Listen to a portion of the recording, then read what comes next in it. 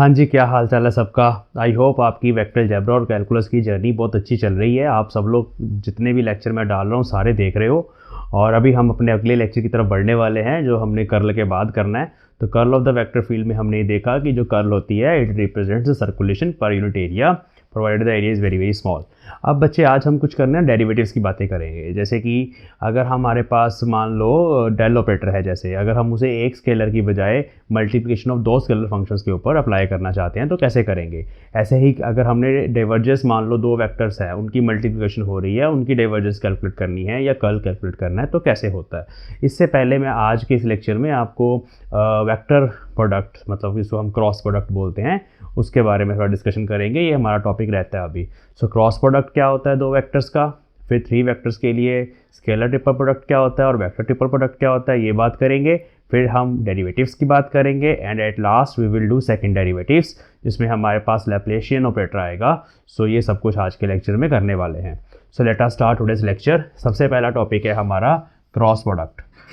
Cross product of two vectors वो कैसे होता है, इसका मतलब क्या है। ऑफ टू वेक्टर्स तो बड़ा आसान है। अगर आपके पास एक वेक्टर ए वेक्टर है इस तरह से बना हुआ है किसी डायरेक्शन के अंदर, मान लो फोर्स को रिप्रेजेंट कर रहा है, और हमारे पास एक दूसरा वेक्टर है बी वेक्टर और इन दोनों में एंगल थीटा है, तो इन दोनों के आपस में क्या डायरेक्शन है वो हमें थीटा एंगल से पता चलती है। और अगर हमें ए क्रॉस बी कैलकुलेट करना है तो उसका फिजिकल मीनिंग क्या है। सबसे पहले ए क्रॉस बी का फिजिकल मीनिंग होता है कि अगर हम ऐसे एक पैरेललोग्राम कंप्लीट कर दें, दोनों के पैरेलल हमने वेक्टर्स बनाए, ये मैंने इसके पैरेलल बनाना है, अब पैरेलल है, और ये मैंने इसके पैरेलल बनाना है, तो ये ऊपर वाला भी ए वेक्टर को ही रिप्रेजेंट करेगा, ये बी वेक्टर को रिप्रेजेंट करेगा। सो ए क्रॉस बी का मतलब होता है कि इस पैरेललोग्राम का एरिया आपको मिलेगा ए क्रॉस बी से। सो एरिया वैसे कैसे निकाल सकते हैं इस पैरेललोग्राम का, आपको पता ही है कि यहाँ से हम ऐसे परपेंडिकुलर ड्रॉ करते हैं, तो area of this parallelogram is base, मतलब इस ए वेक्टर की लेंथ बेस इनटू हाइट, तो ये हाइट होगी बी साइन थीटा।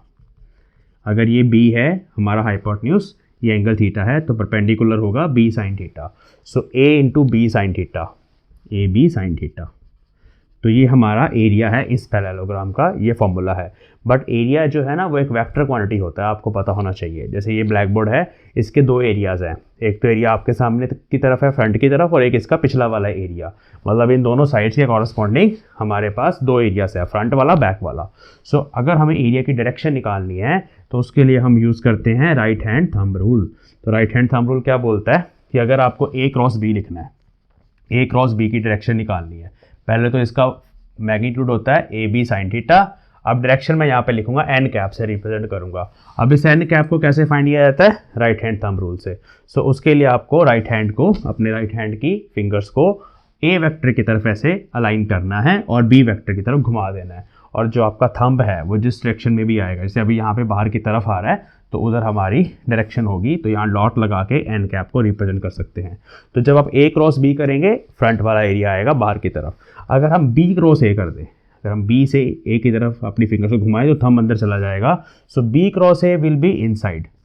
अगर आपको बी क्रॉस ए लिखना है यहाँ पे सेम, तो आप लिखेंगे मैग्नीट्यूड तो सेम आएगा A B sine theta, but यहाँ डायरेक्शन आएगी माइनस एन कैप। मैंने यहाँ पे माना है कि एन कैप इज आउटवर्ड, तो इनवर्ड को कैसे रिप्रेजेंट करोगे, माइनस एन कैप लगा के। सो यहाँ से हमें पता चलता है कि एक तो ए क्रॉस बी जो है ना वो माइनस बी क्रॉस ए के बराबर होता है, मतलब हमारा क्रॉस प्रोडक्ट जो है वो कम्यूटेटिव नहीं है, तो माइनस साइन साथ में आएगा, डायरेक्शन ऑपोजिट होती है। अब हम इसके मैग्नीट्यूड की बात करते हैं। जो ए क्रॉस बी का मैग्नीट्यूड है उसको आप ऐसे रिप्रेजेंट कर सकते हो, it is A B sine theta. सिर्फ ए बी साइन थीटा लिखना है, तो मतलब हम सिर्फ मैग्नीट्यूड की बात कर रहे हैं। अब अगर यहाँ पे थीटा 90 डिग्री हुआ, मतलब दोनों वेक्टर एक दूसरे के परपेंडिकुलर है, ए वेक्टर और बी वेक्टर, और दोनों में एंगल कितना है थीटा 90 डिग्री, तो हमारे पास पैरेललोग्राम तो बनेगा बट ये एक रेक्टेंगल है। तो इस केस में हमारा साइन थीटा 1 होता है और ए इंटू बी आंसर आएगा, जो कि मैक्सिमम वैल्यू होती है क्रॉस प्रोडक्ट की। और अगर हमारे पास थीटा 0 डिग्री है या 180 डिग्री है तो साइन थीटा 0 आएगा। साइन 0 इज 0, साइन 180 इज 0, तो उस केस में हमारे पास cross product A cross B हमेशा 0 आता है। मतलब दो पैरेलल वेक्टर्स अगर आपने चेक करने हैं कि ये दोनों वेक्टर्स एक दूसरे के पैरेलल हैं, एंगल 0 डिग्री होगा तो पैरेलल होंगे ना ऐसे, तो अगर दो वेक्टर एक दूसरे के पैरेलल हैं तो उनका क्रॉस प्रोडक्ट हमेशा 0 आएगा। आप देख लो इसके अंदर एरिया इनक्लोज तो 0 है, दोनों एक ही लाइन में है। एरिया तो तब आएगा जब दोनों के बीच में कुछ एंगल होगा। तो cross product is 0 if two vectors are parallel और angle between them is 0 degree. इसका ध्यान रखना। तो इसकी बहुत इंपॉर्टेंट एक हमारे पास एग्जांपल है, जैसे हम आई cap, J cap, K cap, ये बहुत ज़्यादा यूज़ करते हैं हम क्रॉस प्रोडक्ट में। सो अगर आप आई क्रॉस आई करेंगे, आई क्रॉस आई मतलब सेम डायरेक्शन के अंदर है, it is unit vector along x axis, तो आंसर 0 आएगा। अगर आप जे क्रॉस जे करेंगे तब भी 0 आएगा, के क्रॉस के करेंगे तब भी आंसर 0 आएगा। तो सेम वेक्टर का अपनी डायरेक्शन के साथ ही क्रॉस प्रोडक्ट 0 होता है। अगर आप ए क्रॉस ए करेंगे, मान लो एक ए वेक्टर आपको बोला गया ए क्रॉस ए कितना होगा, वो भी 0 होगा। तो इसके बाद अगर आप परपेंडिकुलर वेक्टर्स को क्रॉस प्रोडक्ट करेंगे, जैसे हम यहाँ पे यूनिट वेक्टर्स की बात करते हैं, तो आई क्रॉस जे याद रखना के कैप है, याद क्या रखना समझ लो। जैसे ये हमारा होता है एक्स एक्सिस, ये होता है हमारा वाई एक्सिस। एक्स से वाई की तरफ आप फिंगर्स को घुमाओगे, एक्स से वाई की तरफ, तो बाहर की तरफ आएगा थंब जेड एक्सिस की तरफ, सो वो हमारा जेड एक्सिस। तो इधर हमारे पास के कैप होता है, इधर आई कैप होता है, इधर जे कैप होता है। सो आई क्रॉस जे इज के कैप, जे क्रॉस के इज आई कैप, के cross I is J cap. तो अगर आप ऐसे चलेंगे आई जे के, ऐसे चलेंगे क्लॉकवाइज, तो हमेशा अगला वाला वेक्टर आएगा क्रॉस प्रोडक्ट करने से, इन दोनों क्रॉस प्रोडक्ट करने से नेक्स्ट वाला वेक्टर आएगा विद प्लस साइन। लेकिन अगर आप उल्टा चलोगे तो माइनस साइन आएगा उसके आगे। अगर हम ऐसे चलेंगे, मान लो हम आई क्रॉस के कर रहे हैं या के क्रॉस जे कर रहे हैं या जे क्रॉस आई कर रहे हैं, तो माइनस साइन, ये रेड में मैंने लगा दिया, एक माइनस साइन खुद से लगाना, ठीक है। अदरवाइज अगर आप क्लॉकवाइज चल रहे हैं, आई क्रॉस जे कर रहे हैं, तो प्लस प्लस नेक्स्ट वाला आएगा, आई क्रॉस जे इज के बट आएगा प्लस। तो इस तरह से ये सारे रिजल्ट्स हमारे काम के हैं, इनको याद रखना। फिजिकली पूछा जाए तो एक लाइन लिख लेते हैं, फिजिकली, फिजिकल मीनिंग क्या होगा इसका, फिजिकल मीनिंग होगा A cross B gives area of parallelogram bounded या formed by two given vectors, formed by given vectors. तो ये सारा कुछ क्रॉस प्रोडक्ट के ऊपर है।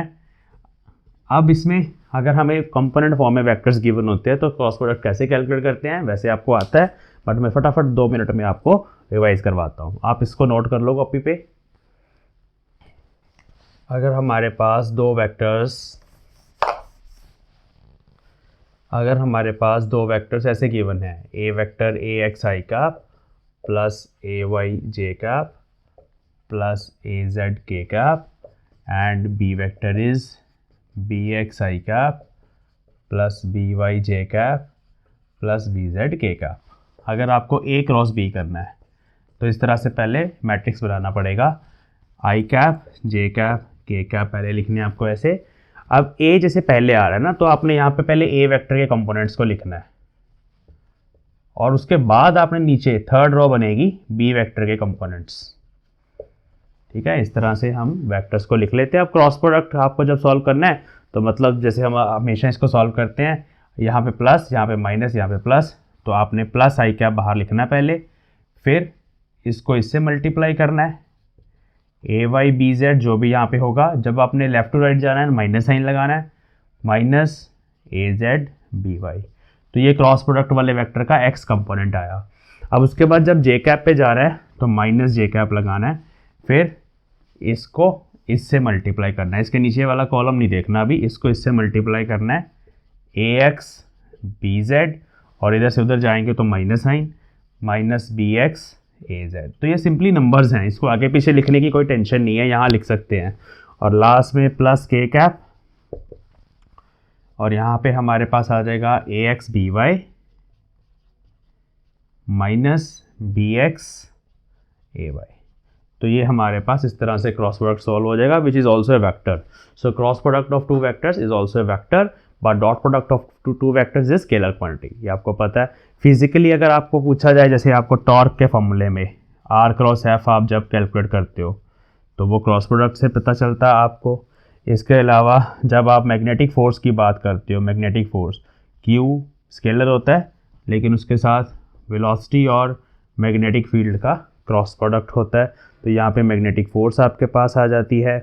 और हम फिज़िकली बात करें तो जब आप एंगुलर मोमेंटम की बात करते हो L, तो वो R क्रॉस P होता है। लीनियर मोमेंटम, फोर्स की जगह लीनियर मोमेंटम, तो ये एंगुलर मोमेंटम बन जाता है। तो ये सब बेसिक जो हमारे पास फिजिकल क्वांटिटीज़ हैं वो हमें cross product of two vector से मिलती हैं। अब हम बात करेंगे ट्रिपल प्रोडक्ट की। सो vector triple product and scalar triple product क्या मीनिंग है, कैसे करते हैं, लेट अस सी। तो पहले हम स्केलर ट्रिपल प्रोडक्ट की बात करेंगे। स्केलर ट्रिपल प्रोडक्ट, तो स्केलर ट्रिपल प्रोडक्ट का मतलब होता है A dot B cross C। अब इसको आप ऐसे भी लिख सकते हो, A dot B cross C को आप B dot C cross A भी लिख सकते हो, और इसको आप C dot A cross B भी लिख सकते हो। एक ही बात है, इसमें कोई फ़र्क नहीं है। ठीक है, क्या है इसका मतलब, देखो इसको आप ऐसे लिख सकते हो, A cos theta into B cross C का मैग्नीट्यूड, ऐसे। अब आपको समझ आएगा कैसे, इसका मीनिंग क्या है। देखो मान लो हमारे पास इस तरह से C वेक्टर है, इधर हमारे पास B वेक्टर है, और ये 3 वेक्टर हैं, ये A वेक्टर है। अब इन दोनों के बीच में कुछ एंगल थीटा है हमारे पास, ठीक है। तो जब आप B क्रॉस C करेंगे तो B क्रॉस C ये ना नीचे वाला जो बेस बनेगा इसका, ये उसका नीचे मैंने पैरेललोग्राम कंप्लीट कर दिया ना, तो इस पैरेललोग्राम का एरिया ये मैं रेड में कर देता हूँ शेड। तो B क्रॉस C इस पैरेललोग्राम के एरिया को आपको दे देगा। थोड़ा सा इसको टेढ़ा बनाते हैं, थीटा ये वाला लेते हैं, अल्फा ले लेते हैं, थोड़ा सा इसको टेढ़ा बनाते हैं ऐसे A वेक्टर को रेड कलर में। अब आपने A वेक्टर के सामने एक और A वेक्टर ड्रॉ करना है। ये A वेक्टर है, इसके सामने एक और A वेक्टर ड्रॉ करा मैंने। फिर ऐसे मैंने जब ऊपर करूँगा ड्रॉ वो C बनेगा, ऐसे ड्रॉ करूँगा C बनेगा, ऐसे ड्रॉ करूँगा B बनेगा। तो जैसे नीचे बेस है वैसे ऊपर भी बेस होगा, यहाँ पर भी ऐसे ही पैरेललोग्राम कंप्लीट किया जा सकता है। और फिर जब मैं ऐसे करूँगा यहाँ इसके पैरेलल ये वाला वेक्टर भी B होगा, और फिर हम ऐसे में तो ऐसे करने पैरेललोपाइड बन जाता है, डब्बा सा बन गया मेरे पास। तो अब यहाँ पर B क्रॉस C तो पता चल रहा है कि B क्रॉस C आपको ये वाला बेस देगा। तो अब A कॉस थीटा क्या है, ये मान लो वर्टिकली अप डायरेक्शन है y एक्सिस, ये मान लो हमारा x एक्सिस है, इधर z है। सो यहाँ पर A कॉस थीटा का मतलब क्या है, थीटा ये वाला एंगल है, theta is angle between A vector and vertical direction. So A cos theta होगा A vector component along y axis. तो वो हम अगर यहाँ से परपेंडिकुलर फेंकेंगे तो इतनी चीज़, ये चीज़ वो होगी A कॉस थीटा। ये A कॉस थीटा बेसिकली इस पैरेललोपाइड की हाइट है A कॉस थीटा। तो जब आप इस बेस के एरिया से इस हाइट को मल्टीप्लाई करोगे, you will get A cos theta is height multiplied by magnitude of the base area. सिर्फ मैग्नीट्यूड ही चाहिए, यहाँ पे स्केलर क्वांटिटी होती है। तो हमें क्या मिलेगा, वॉल्यूम ऑफ पैरेललोपाइड। तो ध्यान रखना कि स्केलर ट्रिपल प्रोडक्ट हमें फिजिकली वॉल्यूम ऑफ पैरेललोपाइड देता है, और इसको सॉल्व करने का तरीका यही है कि इन दोनों का क्रॉस प्रोडक्ट कर दो। अगर वेक्टर गिवन है, जो आंसर आपके पास आएगा वो भी एक वेक्टर होगा, उस वेक्टर का आप A वेक्टर के साथ डॉट प्रोडक्ट कर दो। अब आप ABC लिखेंगे, ABC, B के बाद C आएगा, C के बाद A आएगा, फिर C के बाद A आएगा, A के बाद B आएगा। तो इस तरह से आप साइक्लिक ऑर्डर में चलेंगे, तीनों का आंसर सेम आएगा। जैसे यहाँ पर अगर हम C क्रॉस A करें तो C क्रॉस A का मतलब होगा कि हमने ये वाला एरिया, ये फ्रंट वाला एरिया पहले निकाल लिया और हाइट पीछे की तरफ है हमारी, तो बात वही है, ठीक है। तो इस तरीके से हमारे पास आएगा स्केलर ट्रिपल प्रोडक्ट। यहाँ पे हम ना क्रॉस और डॉट को भी इंटरचेंज कर सकते हैं, मतलब इस सेम चीज़ को अगर मैं ऐसे लिख दूँ A cross B dot C, तब भी कोई फ़र्क नहीं पड़ेगा। तो ये इसके बराबर है, ये भी आप नोट में लिख लेना। ये छोटी छोटी चीज़ें होती हैं जो कॉम्पिटिटिव एग्जाम्स जब आप सॉल्व करते हो ना, तैयारी करते हो, तब आपके काम आती हैं। So A cross B dot C is also equal to A dot B cross C। Cross और डॉट को भी इंटरचेंज करने से कोई फ़र्क नहीं पड़ेगा। तो this is scalar triple product, इसके बारे में लिख लो। अब इसको सॉल्व करना तो आपको आता ही है, पहले दो वेक्टर से क्रॉस प्रोडक्ट करना है, अगर कंपोनेंट फॉर्म में गिवन है, अभी हमने करा, जो भी एक वेक्टर आएगा उसका इसके साथ डॉट प्रोडक्ट करना है। चलिए अब हम चलेंगे वेक्टर ट्रिपल प्रोडक्ट पे, इसको लिख लो पहले। नेक्स्ट है हमारे पास vector triple product. So vector triple product में ऐसे होता है तीनों cross, A cross B cross C। Scalar triple product में यहाँ पे डॉट था, वेक्टर ट्रिपल प्रोडक्ट में क्रॉस आएंगे, ठीक है, सारी जगह। तो अब इसका मतलब इसको ऐसे खोलना है, तो ये बनता है BAC माइनस CAB। तो इस तरह से ना ये फॉर्मूला याद रखना है। मैं तो ऐसे याद रखता हूँ BAC माइनस CAB, याद हो गया मुझे। तो B बाहर लिखना है और A और C का डॉट प्रोडक्ट करना है। देखो जब आप डॉट प्रोडक्ट करेंगे ना, एक स्केलर आएगा, मतलब एक नंबर आएगा, इस नंबर को सिंपली B से मल्टीप्लाई करना है। फिर जब आप A डॉट B करोगे तब भी आपके पास एक नंबर आएगा, उस नंबर को सिंपली C से मल्टीप्लाई करना है। फिर दो वेक्टर्स बचेंगे, ये भी एक वेक्टर होगा because number multiplied by A vector is a vector, और यहाँ पर भी वेक्टर होगा। तो इन दोनों वेक्टर्स की आपको सब्ट्रैक्शन करनी है, दोनों को माइनस करके जो आंसर आएगा वो आएगा A cross B cross C।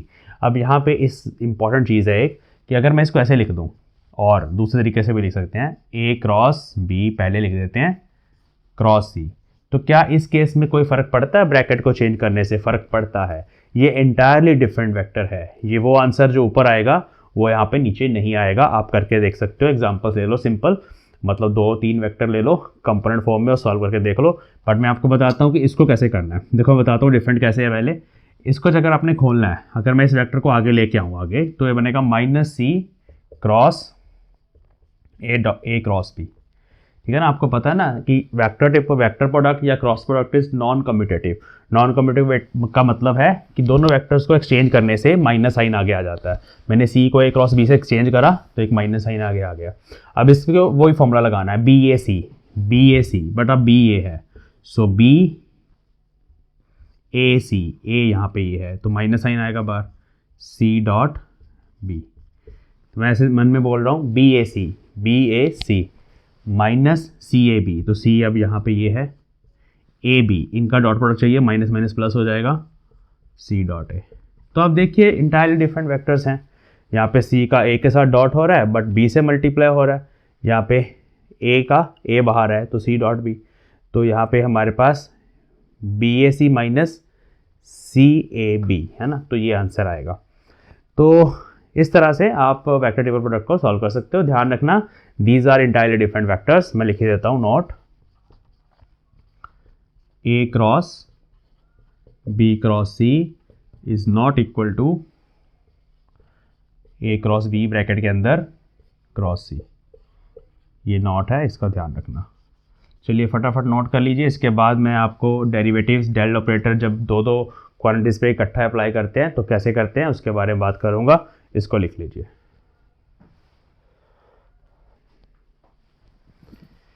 हाँ जी स्टूडेंट्स, तो ये आपके सामने अभी शो हो रहे हैं सारे के सारे sum and product rules of vector derivatives.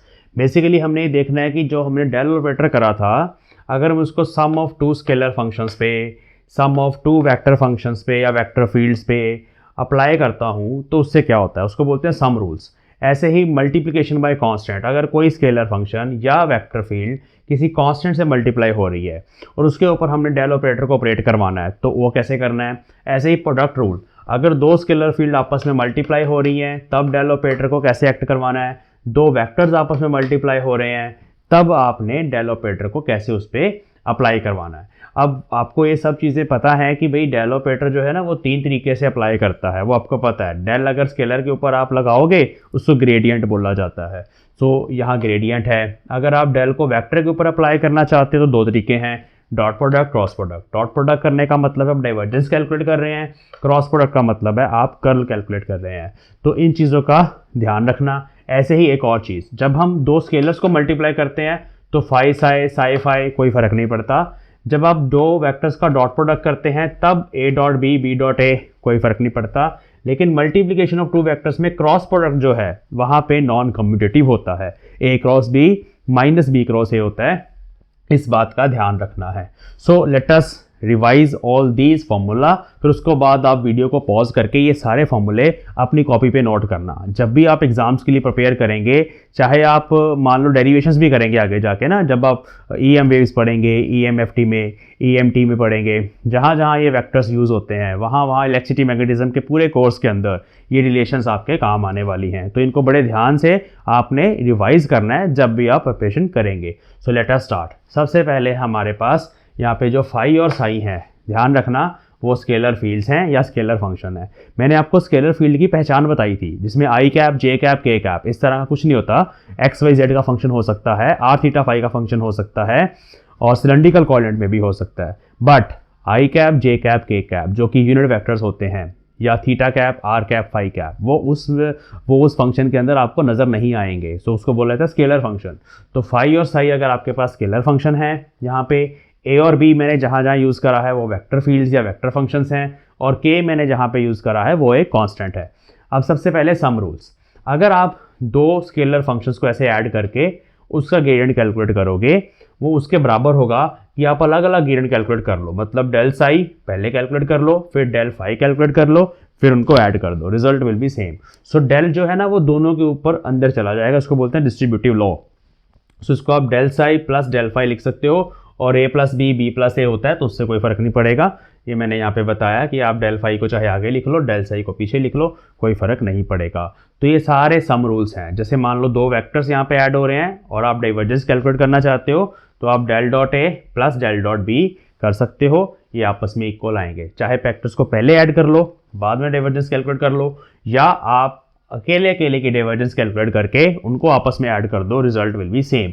ऐसे ही कर्ल के लिए अगर आपके पास दो वेक्टर्स फील्ड्स हैं और आप उन दोनों का सम कर रहे हो, और सम करने के बाद एक नई वेक्टर फील्ड आई, उसकी कर्ल आपने कैलकुलेट करी, नंबर 1। नंबर 2, आपने पहले फर्स्ट वेक्टर फील्ड की कर्ल कैलकुलेट करी और फिर सेकंड वेक्टर फील्ड की कर्ल कैलकुलेट करी और उनको आपस में ऐड कर दिया, रिजल्ट विल बी सेम।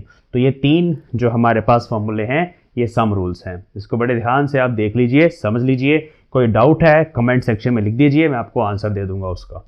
इसके बाद है मल्टीप्लिकेशन बाय कांस्टेंट। के एक नंबर है, ठीक है, कोई नंबर हो सकता है या कोई कांस्टेंट हो सकता है। तो यहाँ पर अगर आप किसी वेक्टर फंक्शन को, सॉरी ये वेक्टर नहीं है, स्केलर है फाई, अगर आप किसी स्केलर फंक्शन को के से मल्टीप्लाई कर रहे हो और उसके बाद आप ग्रेडियंट ले रहे हो उसका, के फाई का ग्रेडियंट ले रहे हो, दूसरा नंबर आप पहले ग्रेडियंट ले रहे हो फाई का, बाद में के से मल्टीप्लाई कर रहे हो, नो प्रॉब्लम, ऐसे भी समझ सकते हो। डेल ऑपरेटर जब एक्ट करेगा, डिफरेंशियल ऑपरेटर है, के कांस्टेंट है तो के बाहर आ जाएगा, डेल फाई बन जाएगा। ऐसे यहाँ पर भी के एक कांस्टेंट है, के बाहर आ जाएगा, डेल डॉट ए बन जाएगा, यहाँ पर भी के बाहर आ जाएगा, डेल क्रॉस ए बन जाएगा, because it is just a constant.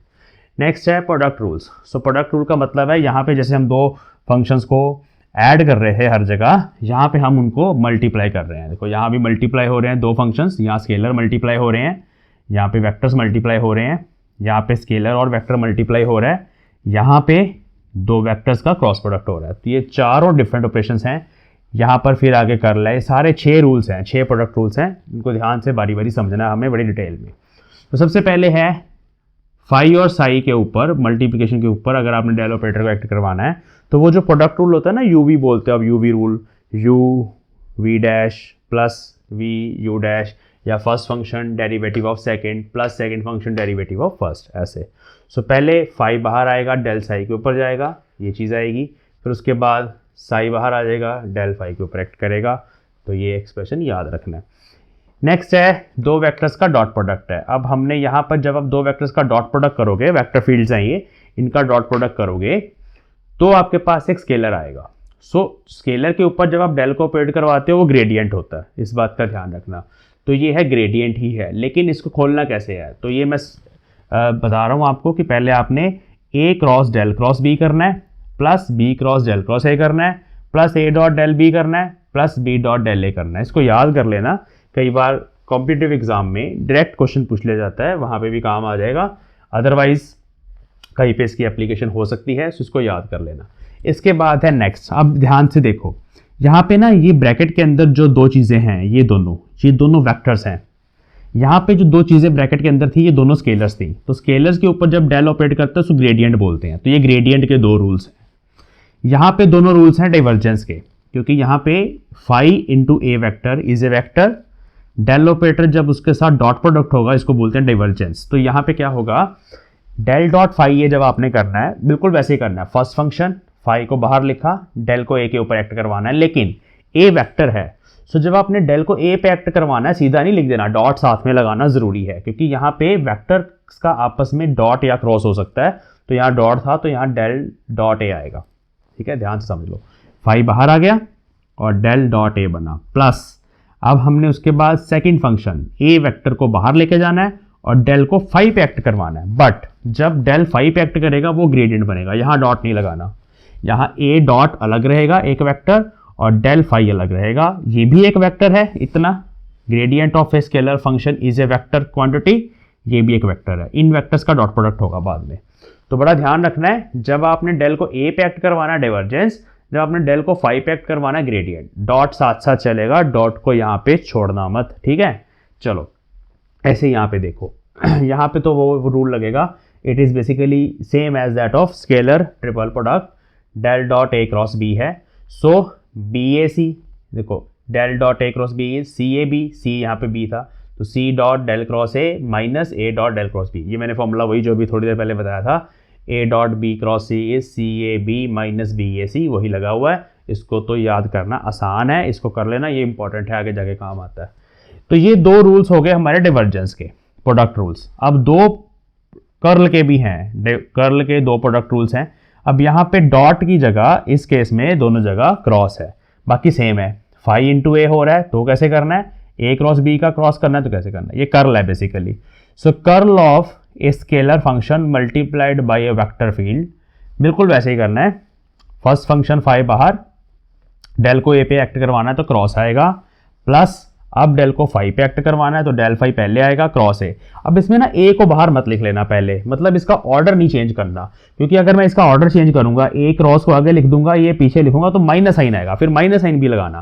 तो इस बात का ध्यान रखना, यहाँ पे बड़ा इंपॉर्टेंट है कि यहाँ पे जब आपने डेल को फाई पे एक्ट करवाना है तो पहले एक्ट करवा के क्रॉस ए बाद में लिखना है, ए क्रॉस आगे लिखने से यहाँ माइनस साइन आएगा, इस बात का ध्यान रखना, क्योंकि वो पता है ना क्रॉस प्रोडक्ट जो है वो कम्यूटेटिव नहीं होता, A cross B is minus B cross ए।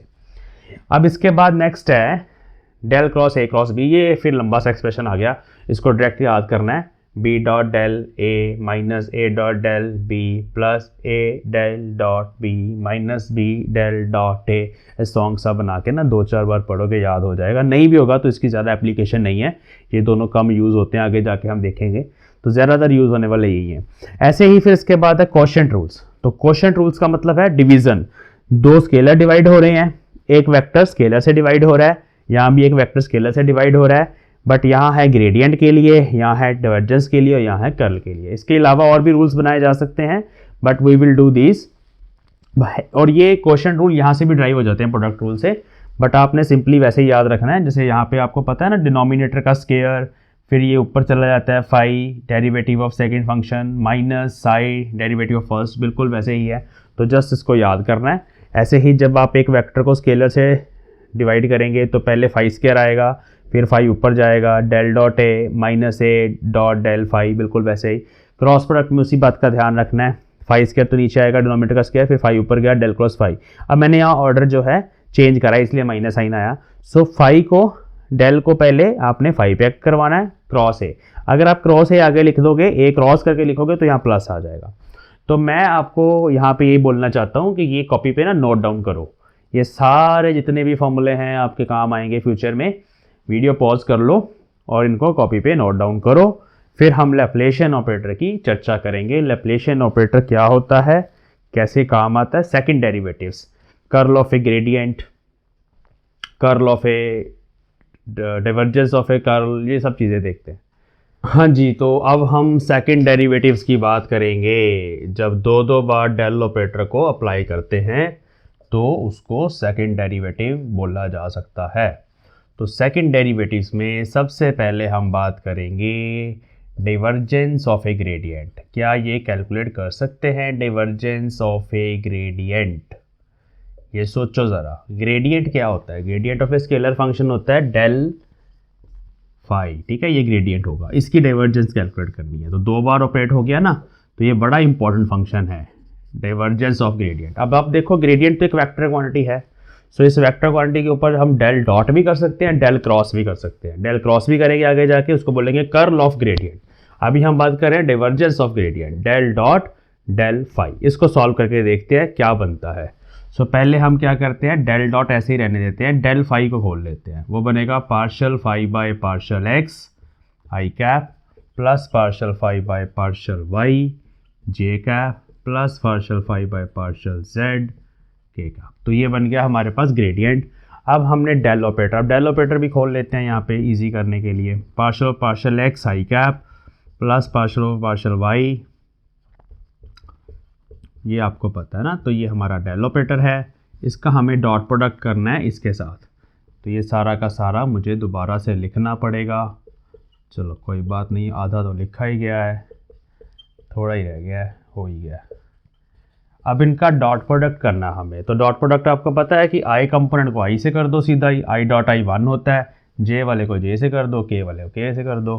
तो ये बनेगा partial square 5 by partial X square plus partial square 5 by partial Y square plus partial square 5 by partial Z square, है ना। ये बन गया। 5 देखो बाहर निकाला जा सकता है कॉमन, तो इसको आप डेल स्क्वायर 5 बोल सकते हो। ये डेल स्क्वायर है सेकंड डेरिवेटिव। अब ये जो डेल स्क्वायर है ना, इसका एक स्पेशल नाम भी है, इसको आप डायरेक्टली ऐसे भी लिख सकते हो, स्पेशल नाम अभी बताएंगे आपको। तो इसका स्पेशल नाम है लैप्लेशियन ऑपरेटर।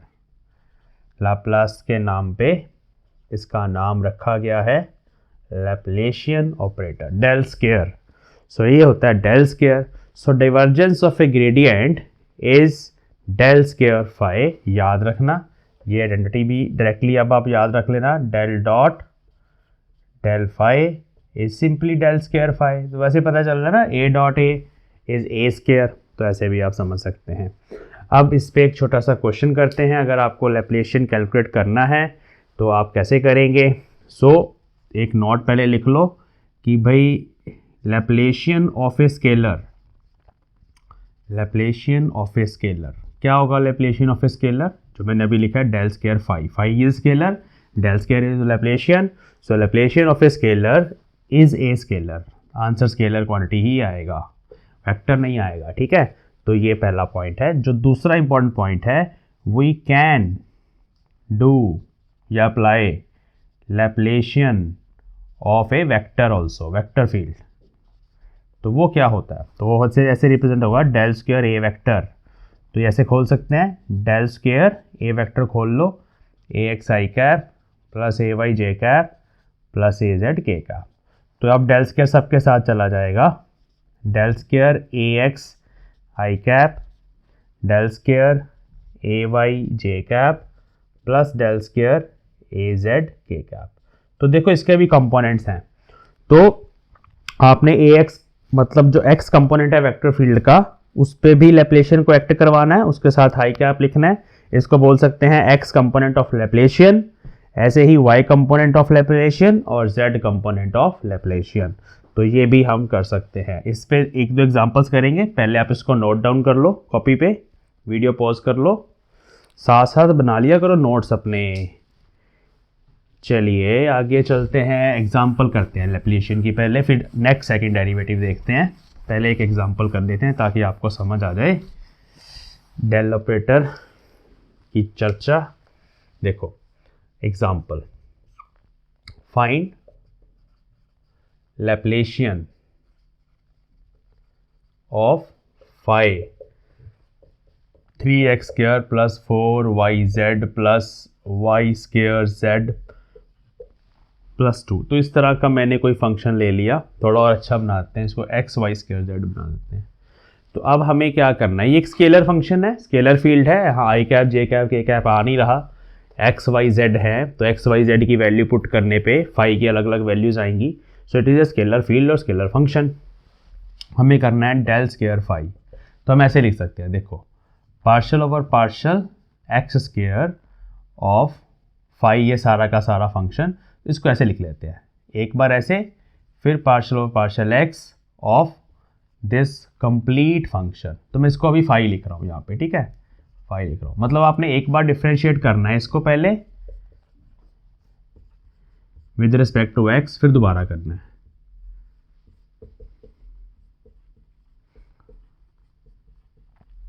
अब ये चीज़ फाइंड कर लेते हैं। तो मैंने कहा पार्शियल पार्शियल एक्स, ये वाला लिखा मैंने, अंदर वाला फाइंड कर, इसको with respect to X differentiate करना है कीपिंग अदर कॉन्स्टेंट्स। तो यहाँ पहले 6x आएगा, यहाँ x है नहीं, इसका डेरिवेटिव 0, यहाँ x है, उसका वाई स्क्वायर जेड आएगा, प्लस पार्शियल और partial Y as it is लिखना। अब दोबारा से इसको डिफ्रेंशिएट करना विद रिस्पेक्ट टू वाई, तो ये 0 आ गया इसका डेरिवेटिव, यहाँ वाई है नहीं, बाकी सब कांस्टेंट है, एक्स कांस्टेंट है पार्शियल डेरिवेटिव के केस में। इसको विद रिस्पेक्ट टू वाई करेंगे तो 4z आएगा, इसको विद रिस्पेक्ट टू वाई करेंगे तो 2xyz आएगा, और इसका तो 0 ही आना है, तो ये हो गया। फिर इसी तरीके से लास्ट केस में पहले ये लिख लेना है, फिर डिफ्रेंशिएट करना है विद रिस्पेक्ट टू z, इसका 0, इसका 4y, इसका प्लस xy²। तो फर्स्ट डेरिवेटिव्स हो गया। अब सेकंड डेरिवेटिव्स, इसको विद रिस्पेक्ट टू x करना है, इसका इस टर्म का 0 और इसका सिर्फ आएगा 6। इसको विद रिस्पेक्ट टू y करना है तो 2xz बचेगा, इसका 0 आएगा, इसका 2xz बचेगा। वो आपको पता है ना कि y के विद रिस्पेक्ट टू जब करना है तो z और x को कांस्टेंट मानना है, तो यहाँ y है नहीं, 0 आ गया। यहाँ पे y है तो y का derivative with respect to y 1 होगा, लेकिन 2xz आर कांस्टेंट, वो बाहर आ गए, तो ऐसे लिख दिया। और लास्ट में इसका derivative with respect to z 0 है, वो लिखने की जरूरत नहीं है, z है ही नहीं यहाँ पे, तो ये आ गया del स्क्वायर फाई। तो इस तरह से हमारे पास आंसर आएगा। और ऐसे ही वेक्टर फील्ड के केस में भी करना है, बस फ़र्क क्या है कि वहाँ डिफरेंट कंपोनेंट्स आ जाएंगे, बट आपको डिफ्रेंशिएट ऐसे ही करना है। चलिए इसको नोट कर लिए। ये एग्जाम्पल एक ट्राई कर लेना। फाई है sine X, sine Y, sine Z, del square phi find करना, ठीक है। आंसर आएगा -3 sine X, sine Y, sine Z. ये क्वेश्चन आप ट्राई कर लेना, आपको समझ आ जाएगा।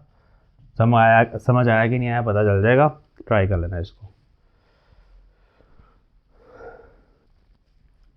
ओके, अब सेकंड ऑपरेशन है हमारा कर्ल ऑफ ए ग्रेडियंट। अभी तक करा था डाइवर्जेंस ऑफ ए ग्रेडियंट जो है del square phi. Now second thing is curl of a gradient. अब ग्रेडियंट जो होता है ना, वो एक इस तरह का पोलर वेक्टर होता है, उसमें कोई रोटेशनल इफेक्ट नहीं होता, तो उसकी कर्ल हमेशा 0 आती है। हम ऐसे लिखेंगे पहले कर्ल ऑफ ग्रेडियंट, बट इसका आंसर हमेशा 0 आएगा, इस बात का ध्यान रखना। आप इसको ट्राई कर सकते हैं, मैं ही कर देता हूँ। देखो डेल क्रॉस डेल फाई को कैसे लिखेंगे, I cap J cap K cap, partial over partial X, partial over partial Y, partial over partial Z, और नीचे ये डेल फाई आएगा, तो डेल फाई होगा partial phi by partial X, partial phi by partial Y, partial phi by partial Z, ऐसे। अब इसको solve करना बहुत आसान है, तो हम पहले आई कैप लिख लेते हैं, इसको करेंगे तो partial over partial Y into partial phi by partial Z, ये चीज़ आई। माइनस जब ऐसे करेंगे तो partial over partial Z into partial phi by partial Y. तो देखो ये फर्स्ट कंपोनेंट, ये आप देख लो, आप इनको रिप्लेस कर सकते हो। देखो कोई फाई फंक्शन है, अगर आप उसको पहले with respect to Z differentiate कर रहे हो, उसके बाद विद रिस्पेक्ट टू वाई कर रहे हो, या पहले आपने विद रिस्पेक्ट टू वाई करा उसके बाद with respect to Z differentiate करा, दोनों का आंसर सेम आता है, कोई चक्कर नहीं है, ये दोनों बराबर है, तो ये कैंसिल हो जाएंगे।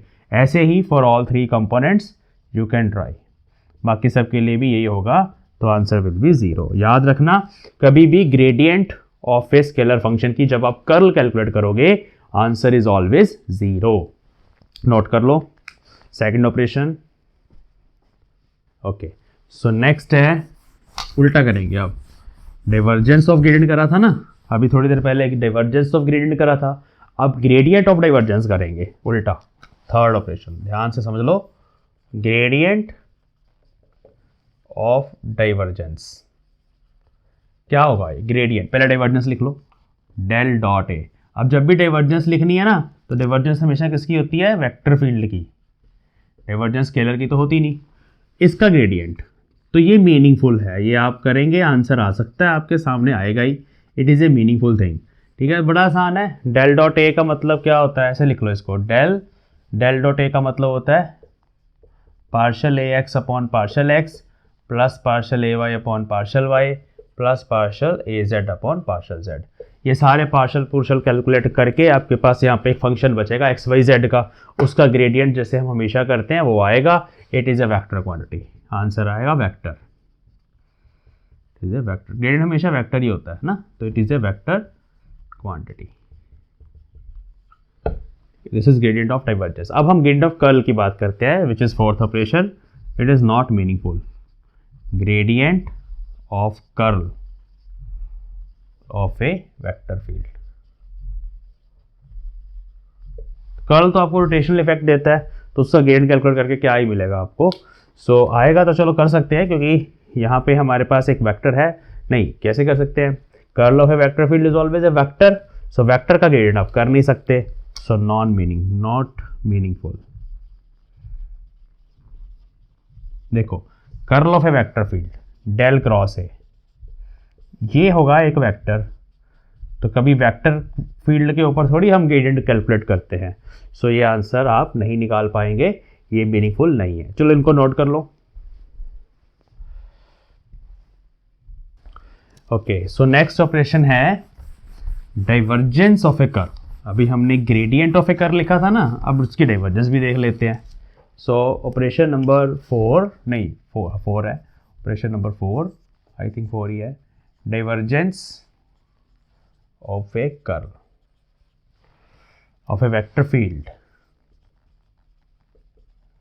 क्या होना चाहिए? देखो, कर्ल आपको देता है रोटेशनल इफेक्ट, डाइवर्जेंस का मतलब है डाइवर्जिंग इफेक्ट। तो पहले आपने कर्ल कैलकुलेट करी, उसका जब आप डाइवर्जेंस कैलकुलेट करोगे always zero, it is always zero. याद रखना, दो चीज़ें ऑलवेज जीरो हैं। आइडेंटिफाई करके कमेंट सेक्शन में बताओ कौन सी दो चीज़ें हमेशा जीरो होती हैं। So divergence of a curl of a vector field, देखो कर्ल कैसे लिखेंगे? डेल क्रॉस ए, इसकी हमने लेनी है डाइवर्जेंस ऑफ ए कर्ल। तो ये जीरो है, बड़ा आसान है। देखो del dot, del cross A क्या होता है? डेल क्रॉस ए अभी हमने लिखा था, वो पूरा लिखना पड़ेगा।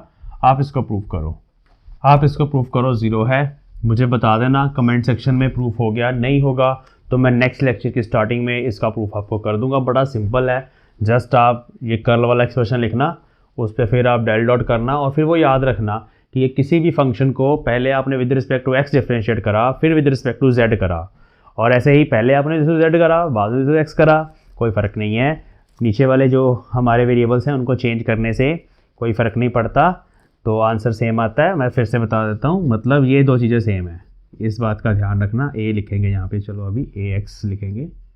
सो ये चीज़ इसके बराबर है। आई होप ये यूज़ होगा, यहाँ पे नहीं होगा तो आप बता देना क्या यूज़ हुआ है, बट ये चीज़ बड़ी इंपॉर्टेंट है, ये याद रखना आप, ठीक है। वाई बाहर निकाल दिया, एक्स अंदर निकाल दिया, दोनों बराबर होते हैं, तो जहाँ पर भी ये चीज़ आएगी वो सेम है। चलिए आगे चलते हैं। नेक्स्ट हमारा फोर्थ ऑपरेशन है curl of a curl of vector field. Curl of a curl,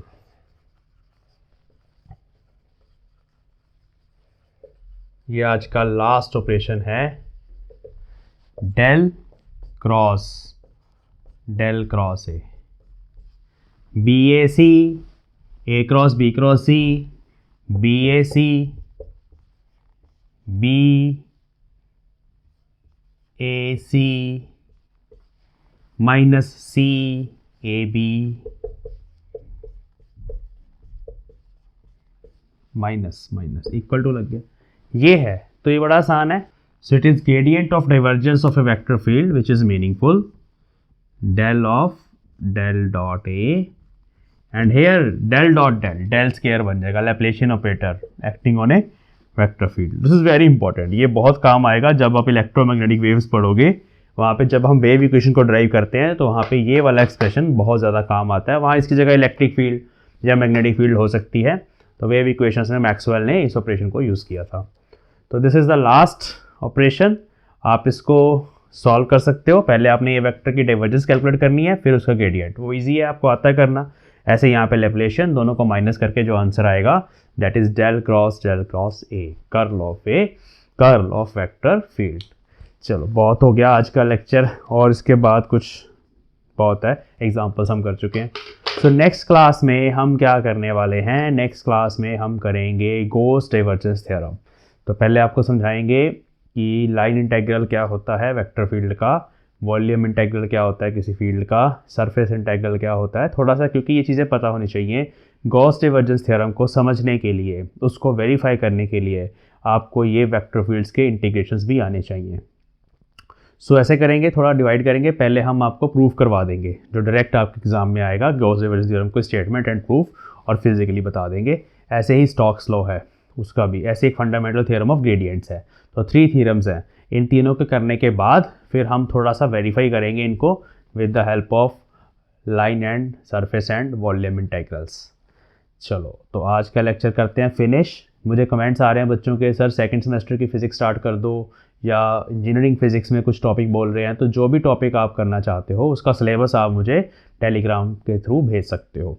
तो I will try my best कि हम उनको स्टार्ट करें सब्जेक्ट्स को। वैसे मैंने अभी क्या कंटिन्यू करना है, इसको करने के बाद हम करेंगे वाइब्रेशन एंड वेव्स का नेक्स्ट पार्ट, जिसमें हम पहले कपल्ड ऑसिलेटर स्टडी करेंगे, फिर हम waves in a medium study करेंगे। उसमें आएंगी मैकेनिकल वेव्स, साउंड वेव्स भी आएंगी, वेव ऑन स्ट्रिंग आएगी, इम्पीडेंस मैचिंग आएगी, रिफ्लेक्शन ट्रांसमिशन कोफिशिएंट्स आएंगे। वो सब्जेक्ट मैं वेक्टर अलजेब्रा एंड कैलकुलस के बाद स्टार्ट करूँगा, जो कि सेकेंड सेमेस्टर में पढ़ाया जाता है। उसके बाद फोर्थ सेमेस्टर में हमने क्वांटम मैकेनिक्स ऑलरेडी स्टार्ट करा हुआ है, तो जब हमारा वो फिनिश हो जाएगा या उसके साथ साथ हम क्वांटम मैकेनिक्स करेंगे। इसके अलावा और जो भी आप टॉपिक बताया करिए, मुझे टॉपिक बोलेंगे, मैं उसकी वीडियो बना के डाल दूँगा। ठीक है, चलिए, thank you for watching, thank you.